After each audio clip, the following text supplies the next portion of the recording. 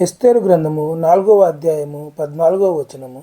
నీవు ఈ సమయమును బట్టియే రాజ్యమునకు వచ్చితివేమో ఆలోచించుకొనమని చెప్పమనెను. ఇక్కడ దైవ భయము కలిగిన ఒక స్త్రీ గురించి వ్రాయబడింది. హమాను మొర్దెకై యొక్క స్వజనులకు యూదులందరినీ సంహరించుటకు ఆలోచిస్తున్నాడు. మొర్దెకై ఎస్తేరుని హెచ్చరిస్తున్నాడు. దేవుడు నిన్ను ఈ సమయం కొరకే ఎన్నుకున్నాడేమో ఆలోచించుకో అని హెచ్చరిస్తున్నాడు.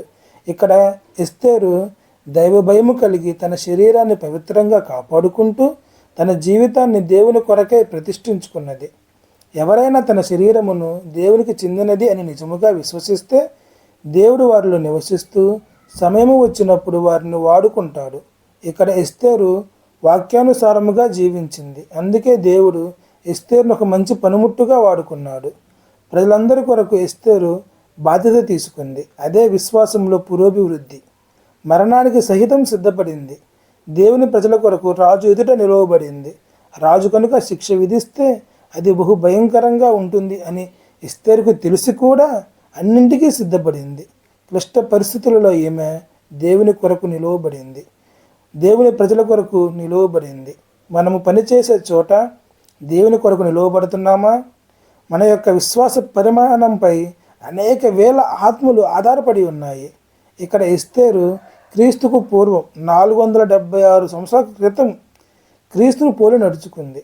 ఆమె యొక్క సౌందర్యాన్ని బట్టి దేవుడు ఆమెను ఎన్నుకున్నాడా? లేదు. ఆమె యొక్క అంతరంగ సౌందర్యాన్ని బట్టే దేవుడు ఆమెను ఎన్నుకున్నాడు.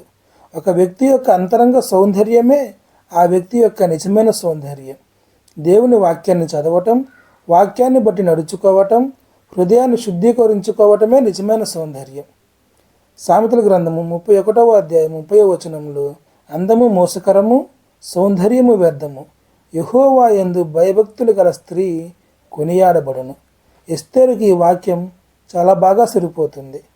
ప్రపంచమంతటికీ అంతరంగ సౌందర్యం యొక్క ఔన్నత్యాన్ని ఎస్తేరు తన మాదిరి జీవితం ద్వారా నేర్పించింది. ఆమె యొక్క గుణశీలము ద్వారా స్త్రీజాతి అత్యున్నత స్థాయికి చేరింది. దేవుని ప్రజలను నాశనము చేయాలని హమాను కోరుకున్నాడు. కానీ దేవుని హస్తము అతనిపై బలంగా వచ్చుట వలన తాను నిర్మించిన ఉరి కొయ్యపై అతనే ఉరి తీయబడ్డాడు. తాను త్రవ్విన గోతులో తానే పడటం అంటే ఇదే కాబోలు. దేవుని నుండే మహిమ, ఘనత లభిస్తాయి. దేవుని వాక్యాన్ని నమ్మిన వారు గొప్ప జయాలను చూస్తారు, గొప్ప విజయాన్ని పొందుతారు. పరిశుద్ధులను దేవుడు ఎన్నుకుంటాడు. నీవు దేవుడు కోరుకునే పాత్రగా నీవు ఉన్నావా? నిజముగా నీలో ఏ పాపము లేకపోతే దేవుడు నిన్ను తప్పక వాడుకుంటాడు. దేవునికి ఉపయోగపడే పాత్రగా మనం ఉండాలని దేవుని ప్రార్థిద్దాం. ఆమేన్.